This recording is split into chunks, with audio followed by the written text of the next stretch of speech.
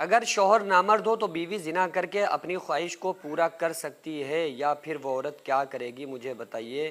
میں 12-13 بار آپ کو میل پر میسج کر چکی ہوں، ابھی تک مجھے جواب نہیں ملا۔ دیکھیے، یہ ایک شرم کے خلاف مسئلہ ہے، لیکن ایک ضروری مسئلہ ہے، تو میں خواتین کے لیے اس مسئلے کا جواب عرض کر دیتا ہوں کہ وہ خواتین کیا کریں کہ بعض مرتبہ ایسا ہوتا ہے کہ نکاح ہو گیا، شادی ہو گئی، شادی کے بعد یہ بات لوگوں پر عیاں ہو رہی ہے، عورتوں کے اوپر یہ بات کھل رہی ہے کہ شوہر جو ہے وہ اس کے اندر وہ طاقت قوت اپنی کھو چکا ہے اور وہ اس اہل نہیں ہے کہ وہ بیوی کو تسکین دلا سکے یا بیوی کے ساتھ ہم بستر ہو سکے۔ ایسا ہوتا ہے، بہت سارے کیسز اس معاملے میں سامنے آتے ہیں کہ بھئی بہت سارے شوہر جو کچھ ایسی بچپن کی کچھ لوگوں کی غلطیاں ہوتی ہیں جن کی وجہ سے وہ اپنی اندرونی طاقت کو ختم کر چکے ہوتے ہیں، جس کی وجہ سے ان کی بیویاں جو ہوتی ہیں وہ بہت زیادہ ٹینشن میں ہوتی ہیں، بہت زیادہ پریشانی کی حالت میں ہوتی ہیں۔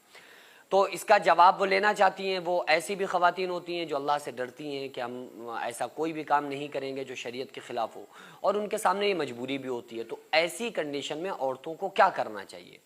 دیکھیے، حضرت عمر رضی اللہ تعالیٰ عنہ جو خلیفہ دوم ہیں، اور حضرت عمر رضی اللہ تعالیٰ عنہ نے بڑے قانون کو بڑا مضبوطی کے ساتھ قانون پر عمل کیا ہے اور قانون کو باقاعدہ لکھا ہے۔ آپ ایسے سمجھ لیں کہ قانون نافذ کیے ہیں، جو شریعت کے قانون تھے نا ان کو نافذ کیے ہیں حضرت عمر رضی اللہ تعالیٰ عنہ نے۔ تو ایک مرتبہ حضرت عمر رضی اللہ تعالیٰ عنہ نے کچھ خواتین سے معلوم کروایا، ان سے پوچھوایا،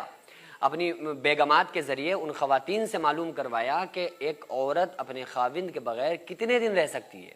یعنی اپنے شوہر سے کتنے دن دور رہ کر وہ عورت صبر کر سکتی ہے۔ تو پتہ چلا کہ 4 مہینے عورت صبر کر سکتی ہے اپنے خاوند کے بغیر۔ تو حضرت عمر رضی اللہ تعالیٰ عنہ نے اس پر ایک پابندی لگا دی ان لوگوں کے لیے کہ جو لوگ اپنے وطن سے دور رہتے، دوسری جگہوں پہ رہتے، کام کرتے، تو ان کو چاہیے کہ وہ 4 مہینے سے پہلے اپنی بیوی کے پاس ضرور جائیں اور ان کی جو خواہشات ہیں، ان کے جو حقوق ہیں، ان کو ادا کریں۔ تو یہ حضرت عمر رضی اللہ تعالیٰ عنہ کا فتویٰ تھا۔ آج کے دور میں بہت سارے ایسے شوہر ہیں جو ودیش میں چلے جاتے ہیں، کئی سال کے لیے بیگمات سے الگ چلے جاتے ہیں۔ تو اگر ان کی بیویوں نے ان کو اجازت دی ہوئی ہے اور ان سے بولا ہوا ہے، پہلے میں تو یہی کہوں گا کہ ایسے شوہر کو چاہیے کہ وہ اپنی بیگم کو ساتھ رکھے، یا ساتھ رکھنے کا کوئی حساب نہیں بن رہا تو اس کے ساتھ رہے،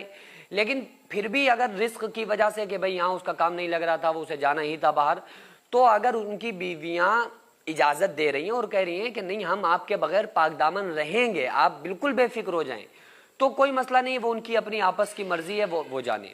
لیکن اگر کسی کا شوہر اس لائق ہی نہیں ہے کہ وہ بیوی